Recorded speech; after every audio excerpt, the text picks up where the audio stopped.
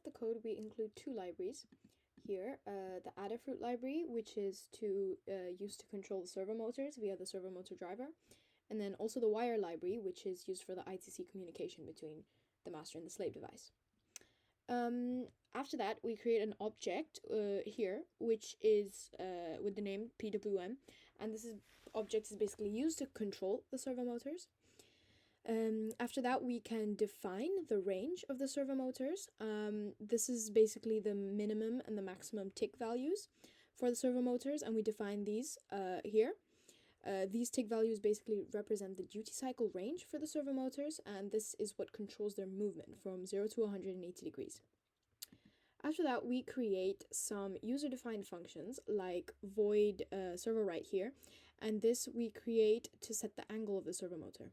And this has two parameters, servo num, which basically represents the channel number of the servo motor, which is connected to the servo motor driver, and then also angle, which represents the desired angle of the servo motor.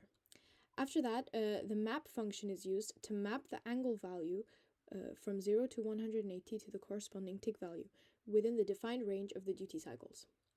Finally, we use the pwm.pwmset function to set the servo motor to the calculated tick value, which we've defined above from the map function. Okay, so then we call the setup function once at the start of the code. Serial communication is initialized at a baud rate of 9600, and then after that we also call the PWM object using this function.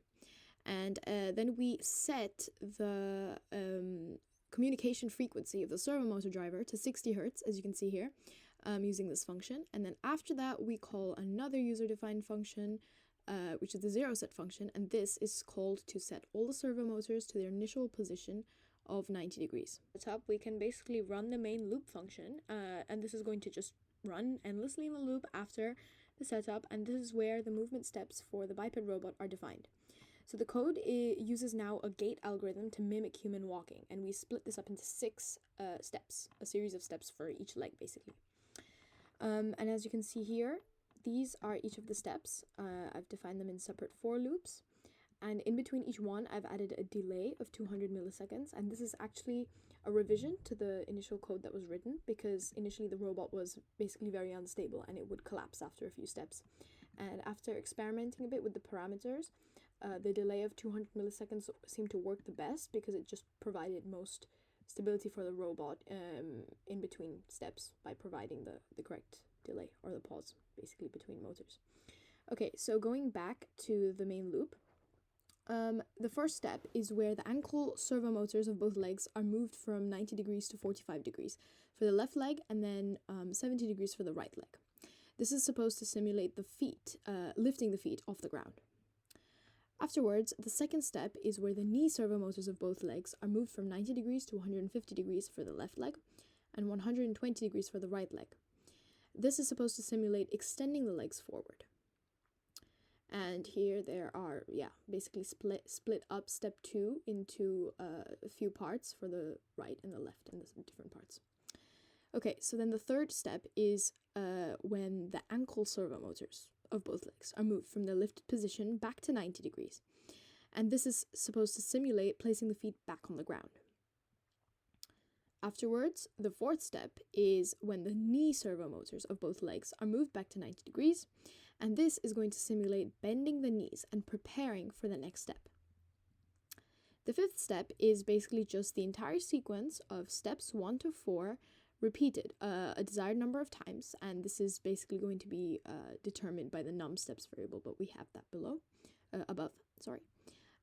The servo right function is also called to set all servo motors to their initial position of 90 degrees. And we have this a 1000 millisecond delay between each step. And this is going to reset the robot to its initial starting position.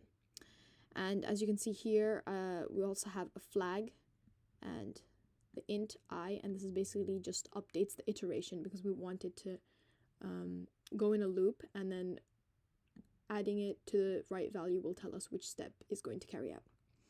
So yeah, it's also important to note that all the angles and the delays used are kind of specific to the physical characteristics and the mechanical design of the biped that you make, and there's no clearly defined values of the amount of delay or the exact angle. And these are things that often have to be tested out, and especially take the care to make sure that your motors are properly zero set, because this will really help with the stability of the design later on.